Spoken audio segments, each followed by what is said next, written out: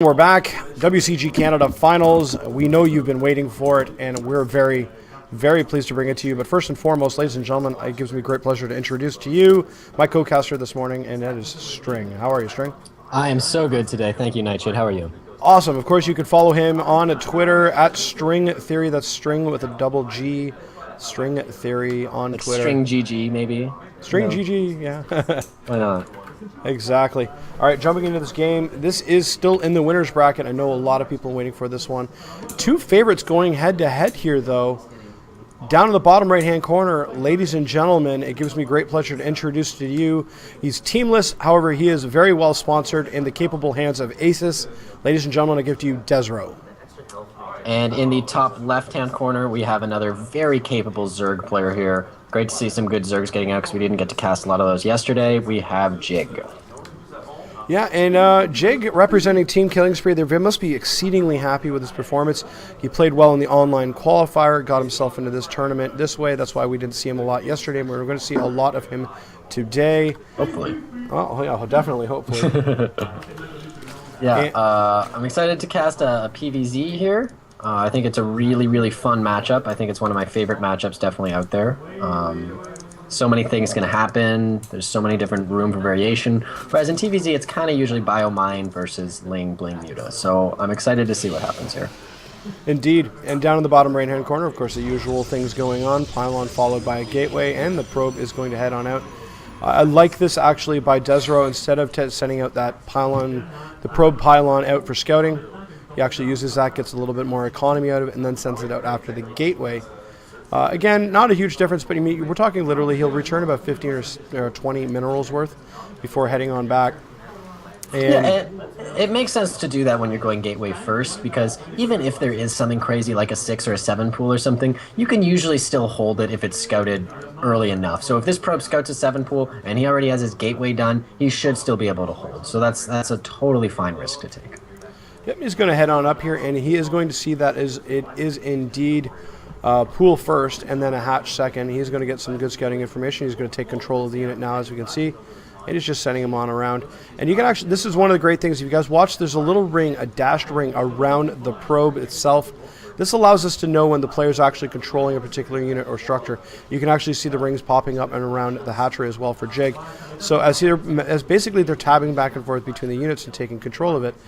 They're also doing other things. So if we were to go back and look at desRow's vision, I think we can actually do that. Yep, there we go. And if we watch actually desRow visions, you'll see him. He'll be moving around. He's looking all over the map. So these are just kind of indicators as we can tell as casters, okay, well, what are they looking at? What are they doing? And it's just one of the little tricks up our sleeves and be able to kind of figure out what's going on. Yeah, it's important. If you see, if there's multiple things going on at once, we can see where each player's attention lies, which is obviously a huge, huge deal. Yep, and a very quick Nexus here. So it's basically a one gate into Nexus. He's going to grab his other gas and get ready for a bit of a mid-game.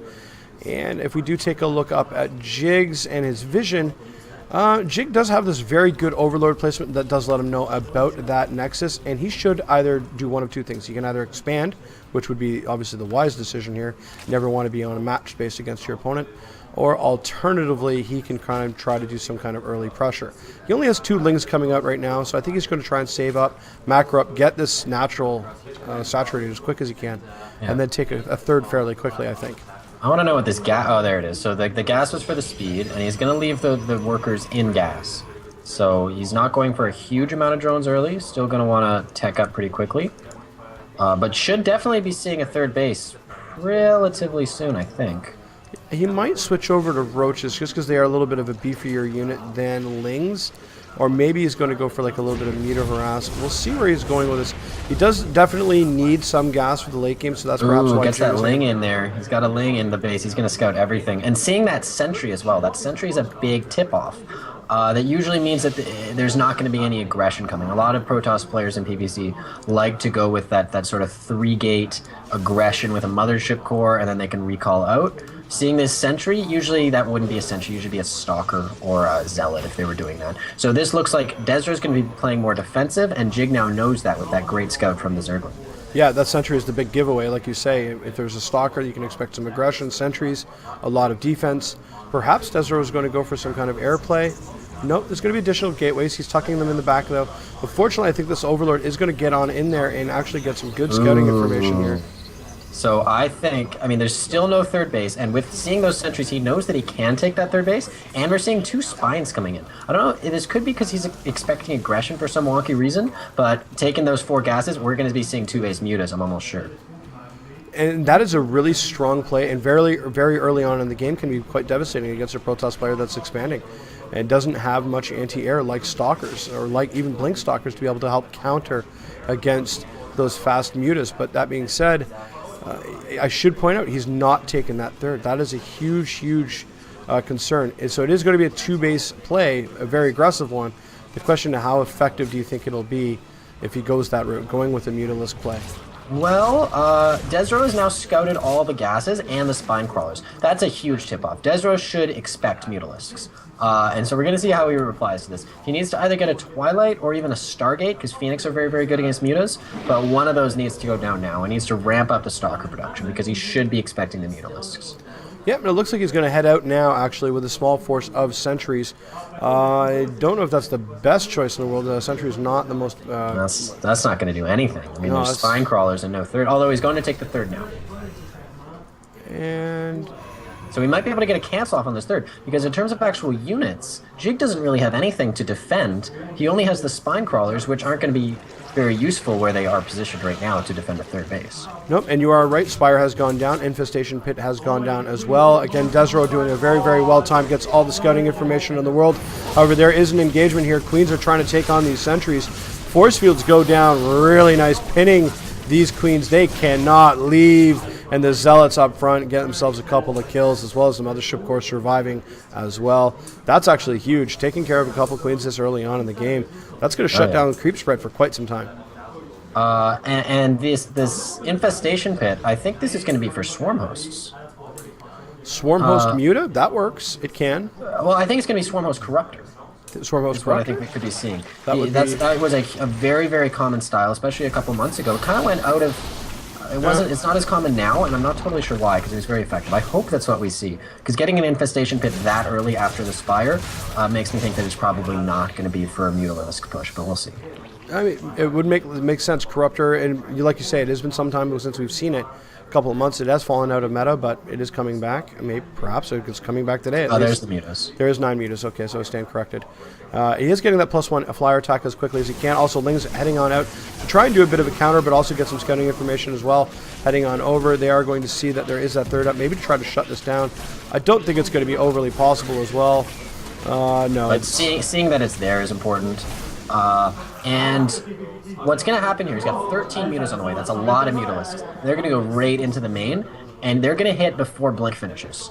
So if we look at actually what units desRow has, I don't think he's responded to this well at all. He has 8 Zealots, 5 Sentries, and a Mothership Core. That's not going to hold 13 mutas. Even with the Photon Overcharge, he can go right into the natural. Blink is not done yet. He hasn't warped in any Stalkers. I think this is going to do a tremendous amount of damage right now. I think your read is what he's preparing for. He has Colossus coming out now. He's reading into this as this is going to be a Swarm Host play. Swarm Host Corruptor. And eventually I think it may very well be. But for right now, he now has a Mutalist problem. He has a slight flock of Mutalisks flying around. Now there is... well, it looks like about 4 or 5 Stalkers here to try and defend. Workers are being transferred around, but not a lot of damage done. Sorry, rather, taking a look. He can take this army. I mean, this could...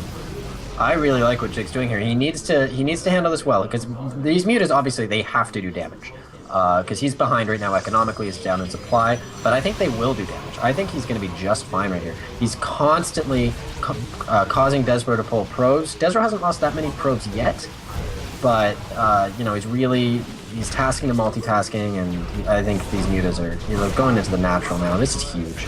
Yeah, throwing down that Photon Overcharge will save them, but then he's just going to continue back.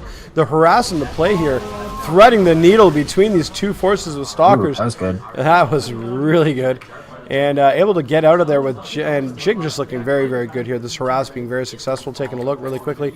Workers killed, 21. You know, do you think maybe this Infestation Pit was like a fake? He has done nothing with it. He's gone up to Hive now, but he got that so early, off of still on 2 bases when he put that down. Maybe he put that down knowing that desRow was scouting with the Phoenix and would maybe start building Colossus in anticipation of a 2-base Swarm Host play. And if that's what he did, like, hats off to you, Mr. Jig. Indeed, more and more reinforcements showing up, more and more units showing up and taking care of more and more probes. They're just dying like so crazy. Goodness. Oh, the economy of desRow is in shambles. 70. desRow's in real trouble. Oh, he has 71 to 37 workers in the favor of Jig. Saving grace here, he does have Storm on the way, and a couple of good Storms on Mutas. If he gets lucky with them or really good positioning, he can take out that whole Mutaflock at once, and then there's not really much behind it. He would have to get really lucky, though. Yeah, I'd have to get very lucky. Really lucky, because they move out of the storms very, very quickly. Now, they are, of course, very, very light unit. They don't have a lot of hit points. 120, that's not a whole lot. A couple of good storms, and you're off to the races here. But another really brilliant thing here is that he went Mutas, which prompted desRow to build a lot of Stalkers. He actually hasn't built that many, weirdly. But what I think he's going to do now, going right into Hive afterwards, it's a very early Hive, especially in today's metagame, and getting a lot of Lings and starting up melee upgrades, I think he's going to go into Ultras, which fare very, very well against a Colossus Stalker-based army. There are no Immortals yet on the field. There's no Stargate for Void Rays. And there's the Ultralisk Cavern. So that's a great transition. Amazing play here coming out of Jig. Absolutely. And I think desRow's decided enough is enough. I've had enough of these games. Time to put it back to you. And he's going for that fourth base on the left-hand side of the map and doing a pretty darn good job taking care of it. Not a lot of good news. Nice storms. Another one. Catching a lot of these mutas. Like Another said, good one. Take out, there's no more mutas. Okay, well, except for those ones. There is a fairly large batch here. Yeah, they just kind of showed up out of nowhere. But he's out of storms. This is a huge problem. He needs a couple more High Templar. He needed to get that base, and he's not going to. I think this game is really falling out of his grasp right now. Yeah. He's got 7 more mutas on the way. That's an overwhelming amount of mutas. I mean, in terms of anti-air, he's got a handful of Stalkers, and he's got energyless High Templars here. And as soon as these Ultras hit, if he pushes in with an Ultra Muta Ling army, that's going to be the perfect counter against what desRow is going for. I think he's going to be able to sack this base. He does have 2 more storms available. Guardian Shield goes up. Another storm goes down. Good storm, catching a lot of the mutas. Mutas being adjusted very, very quickly by Jig, getting him over the top of this core bunch of units, trying to take care of this Colossus. That Colossus is still up there. GG. And actually, wow, big GG. Amazing play right there. Really read his opponent perfectly. He had a plan and he executed it perfectly, and desRow took the bait every time. I really like that play to Jig. I haven't seen a lot of games by Jig, and I'm so impressed with him so far. Yeah, it was a really good dupe, switching him up, making it honestly looked like to me. I mean, you and I both thought, okay, you know what? He scouted it. He sees the infestation pit, Swarm Host. Yeah. Swarm Host Corruptor, yeah, all right. And then you see him crank out the Colossus immediately. Cranks out a couple of sentries for defense because they're really good at stopping the locusts. And oh, by the way, here's like 12 mutas. I wish I could talk to Jig. I want to know what his plan there. If that infestation pit was purely a fake, I mean, investing in an infestation pit is totally worth it if you totally change the tech path of your opponent. Yep. We're going to take a quick commercial break, ladies and gentlemen. Don't go anywhere. We will be back in just a moment with game number 2, desRow versus Jig. WCG Canada Finals coming up next.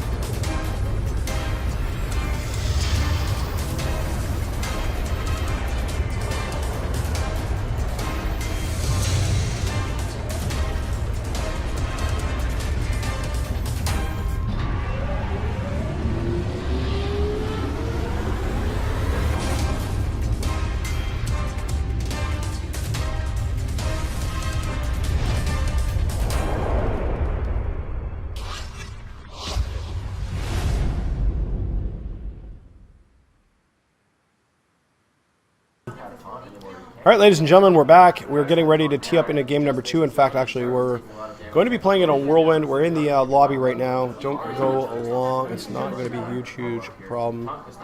It looks like desRow's streaming as well. Yeah, and he's running some ads. Oh, that is absolutely excellent. Cash money dollar bill. Oh, that is just too dull. Yeah, if you could read the chat right now, and I'll just throw it out there. He's just got a big pile of dollar signs, and he's like, cash money, dollar bill, y'all. And, yeah, you know what? He's streaming as well. Everybody's trying to stream this, try to get esports exposure up. Obviously, every bit of exposure does help, and including, I'm very happy that desRow is streaming this. It shows he's very confident, but more importantly, it gets another stream on Twitch, more viewers, more people watching, perhaps from his perspective. He may be even plus supplying commentary, ladies and gentlemen. So get both streams up while watch us and watch theirs. No, it's one of my favorite things to do. Back when MLG was still doing StarCraft, they used to have that. You'd have the perspective of each player as well as the main stream, and it was so cool to watch, knowing what both players are doing, and then also seeing exactly what one of the players is looking at, having like double perspective. I really enjoyed that form of spectating. So you guys can do that now. We provide that at WCG. Yep, it's I don't think you find that at MLG or DreamHack. I'm pretty sure they won't let you stream the games when you're playing them on DreamHack. But that being said, live tournaments, it's always great. This is a nice land. There's a fairly large number of people out there. I think it's 50 or so different participants in a variety of different games. And let's just jump right on into this game here, actually. Yeah, so at the top left-hand corner, we have our Protoss player, Mr. desRow, big favorite for this tournament. Really well-known player, a lot of the time for his streaming and his various contributions for esports. So we're really happy to have him at this tournament. Absolutely, and down in the bottom right-hand corner, I apologize, I was just trying to get the scores up and everything like that. Down in the bottom right-hand corner, taking game number 1 in this best 2 out of 3 from Team Killing Spree. Ladies and gentlemen, he is probably tickled light purple right now. Anyway, ladies and gentlemen, it is Jig. Jig has made a new fan today. From watching that last game, I'm going to go ahead and say the Infestation Pit was a fake, and I love anyone that makes plays like that. So I am now a big fan of Jig. I'm going to be checking him out long after this tournament. Jig is an interesting player, and the reason why I say that is he is I don't want to say he's a relative unknown, but he's definitely somebody who's making waves. The reason I say that is he has taken on the likes of Kane and Fog. He's taken on Suppy. He's taken on Major. He's, of course, taken on desRow. desRow actually has a bit of a hard time against Jig because, if memory serves me correct, he is... let me just tell you the story, all right? So it was the IPTL, and it was FXO North America versus Team Killing Spree, okay? And they're playing against each other, and it's the third game. They finish off, and they're going into the fourth game, and they pull Jig. Jig is the player for the fourth game. And right now, as it sits right now, it's 3-0 in the favor of FXO North America. So they're kind of sitting there going, okay, well, we're in a lot of trouble here. We're down 3 games. We bring in Jig, and what does Jig do? Follows through with a straight-up all-kill. Kills everybody. Wins the series. And in process, took down desRow in the process. So there's one person here at this tournament that can, well, there's 2 people here at this tournament that can take on desRow. Jig is one of them. He's proven he can take on desRow. That being said, desRow has been playing some of the best StarCraft he's played in a long, long time. I would love to comment on that story, but unfortunately we have a very early pool and Lings being thrown across the map already. This could be a very fast game. I don't think he's going to get the wall up in time. This is going to be really, really close. And he does not get it. Oh, didn't get the gateway up. He's going to go up into the main right now, I think. Yeah, right into G... Oh, okay, I thought that was GG for a second. I was like, desRow, you don't need to give up quite yet. Come on, buddy. Okay. Alright, so we have a pause. Scumbag in front of me. Kicking. This is a land, ladies and gentlemen. Yes, there's another table directly in front of him. And that would be it. He's probably churning him out right now and telling him to screw off. What does that Nexus? That's bold. Yeah, well, that's. I think realistically, even with 6 slings, he can handle this. Actually, that makes sense. He's going to be fine. He might lose occasional drone, not too much, but it's important that, as you can see, he's not going to focus on losing any of his macro trying to manage this. All right, there's one drone, no big deal. The wall is up and running. He's got the cybernetics core up. He's creating himself a zealot. He's going to be sending back to take care of some of this harass here. That being said, Jig has yet to lose a Zergling, and in fact, actually the one that was damaged horribly. Oh, there's one. No, there's... Not only that, I mean, desRow's losing a lot of mining time, of course. He's really not mining very efficiently at all. That zealot still isn't out yet. Whoa. Oh, wow, and he GG'd that quickly. He did not need to do that. That was a very preemptive GG. Yeah, that means Jig takes both games. That was weird. He might actually pull the referee on this one, and I think he'd be well within his rights. We'll take a look. I want to find out what's going on, and I'm trying to determine whether or not he just said screw it and GG because he lost, or was is the result of his ability to be able to throw down that gate? Because I did see it shadowed. It looked like it was going to go down, but it didn't go down in time. So I'm kind of curious, ladies and gentlemen. I don't know. I think, yeah, I'm not sure what would happen here. This is an interesting situation because when you are at tournaments and you are at LANs, often cases there is a provision built into the rules that allows for foreign interference. And if there is in the event of foreign interference, then you can rematch. And in a game like this where it literally is only a couple of minutes long, you can get away with it, I think. I think it's something that you can request. And in his particular case, if you did have a person sitting across the table from him, kicking the table, that's going to shift his table and throw off his keyboard and his mic a little bit. So that's going to affect his ability to get gameplay. In a type of game like this, though, that's really unfair to Jig, I think, where he had a plan. You know, he absolutely can't. I think that was a 7 or an 8 pool. He absolutely can't 7 pool next game. I mean, if it does go to a regame, that totally takes away whatever Jig had planned. He now has to do a totally different build, and that's, I don't know, that's really not fair to Jig. Yeah, and I've got to agree with the chat. That one guy, 123, says, tell the refs that everyone wants a rematch. Okay. I can't argue with that. I think looking at the chat is actually a great way to figure out what should be done here. I want to know what the people want to do here. Yeah, absolutely. Ladies and gentlemen, don't go anywhere. We're going to run some curve rushes. I'm going to find out what's going on with regards to that, whether or not that was a legit GG or if this is a complaint that was going down. I'm just checking a look at the chat. Yeah, it looks like desRow's calling for an admin. We're going to look into it, and the mid has gone over to go talk to him. We may get a rematch. Don't go anywhere. I'm going to find out what's going on. This is a perfectly normal request by desRow, and I agree with it. So we'll find out what's up, and don't go anywhere. We'll be right back. Yeah, we'll be right back.